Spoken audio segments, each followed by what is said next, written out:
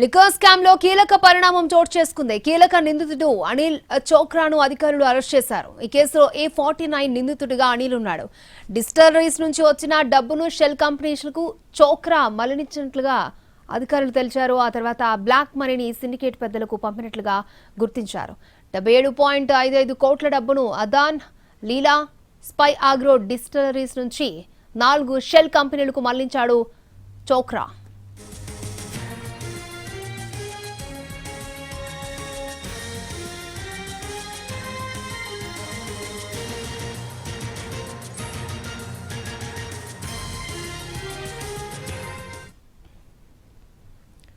Liquor scam లో కీలక పరిణామం చోటు చేసుకుంది. కీలక నిందితుడు అనిల్ చోక్రాను అధికారులు అరెస్ట్ చేశారు. ఈ కేసులో A49 గా ఉన్నాడు అనిల్. డిస్టిలరీస్ నుంచి వచ్చిన డబ్బును షెల్ కంపెనీలకు చోక్రా మళ్లించినట్టుగా అధికారులు తెలిపారు.